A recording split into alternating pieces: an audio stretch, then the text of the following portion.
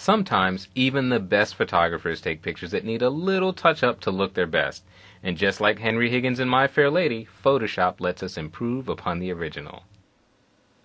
When it's time to clean up imperfections, Photoshop offers some fantastic tools to get the job done. Let's open a brand new file. We'll go to our Chapter 6 folder and open the image titled Film Scan. I'm going to zoom into a 100% view. That's Control 1 on the PC, Command 1 on the Mac. And I want us to start here in the upper left part of the image. And you can see we've got our work cut out for us. A lot of things in here that need to be cleaned up. The first tool we're going to look at is the Clone Stamp tool. This allows you to paint one part of the image over another, removing flaws and defects. The Clone Stamp tool is located in our Tools panel. It's the icon that looks like a rubber stamp. The keyboard shortcut for this tool is the letter S. To use the Clone Stamp tool, you must first select a sampling point, the area from which you will be copying pixels. To do that, I'm going to hold down the Option key on the Mac, Alt key on the PC, and click. You can see the cursor change with the crosshair in the middle of that brush, and I have set a sampling point. The trick to using the Clone Stamp tool effectively is to continuously update your sampling point. I want you to go to the Options bar and make sure that you have this Aligned box checked. If you don't turn this on, you'll be sampling from the same spot every time you click, a dead giveaway that you've been retouching the image. I'm going to set a new sampling point, Option Alt, and now I'm simply going to click, painting over the areas I want to remove. And that's really all there is to it. It can be tedious work, but it makes a huge difference at the end of the day. Notice that inside my brush cursor, you can see a preview of the area that is going to be sampled. If you find this distracting, go up to Window, scroll down to Clone Source, and at the bottom of this Clone Source panel, you can turn off the overlay. Now as I move the mouse across the image, you can see directly underneath my brush through to the underlying image. It's your choice whether you want to turn the overlay on or off. I happen to prefer it off, so I'm going to leave mine unchecked. Let's get rid of this panel, and I'm going to continue cleaning up. Now we don't have time for me to clean up the entire image, but I'll just do enough so that you can see a difference. Few more spots up in here. It's actually kind of soothing, and it's very gratifying to get rid of parts of an image that you don't want anyone else to see. Remove a couple of more spots.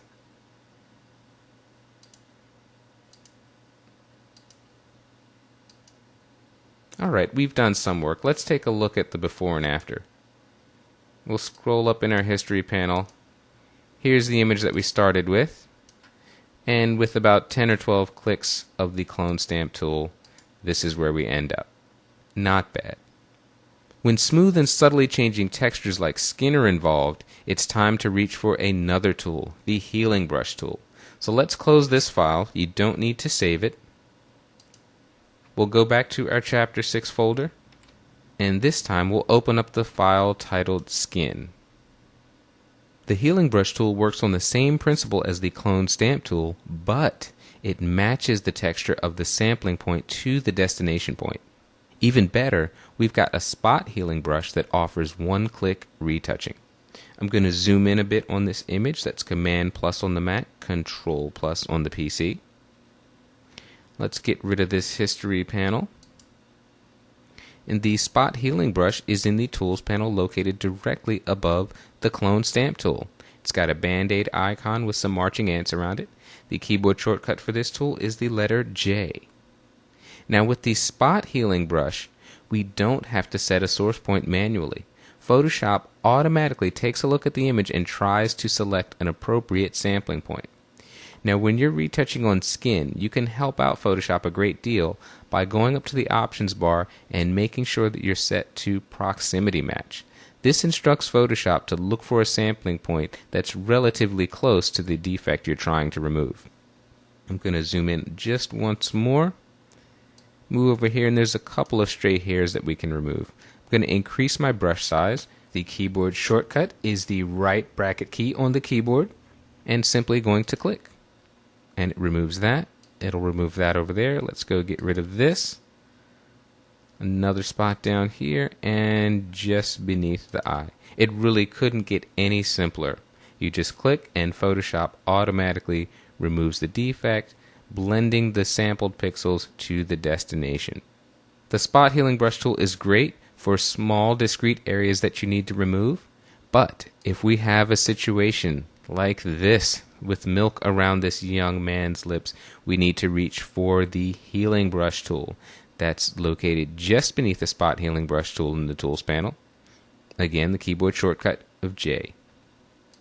Now with the healing brush tool, we have to set a source point like we did with the clone stamp tool. So I'm going to make my brush bigger. Right bracket key is the shortcut.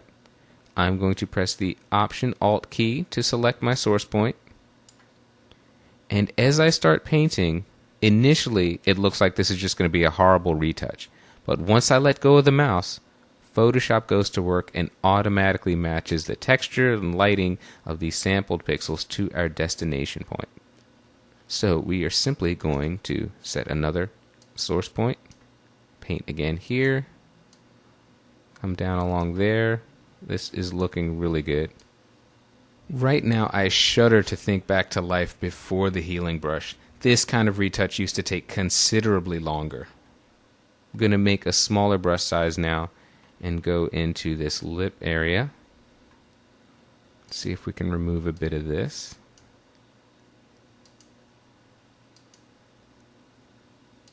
And this last little bit around the edge. Not bad. We'll come over here on this side, small brush size.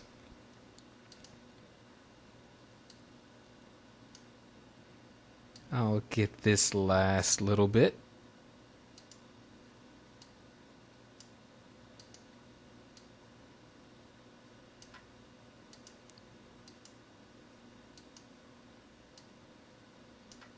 There we go. Not bad at all.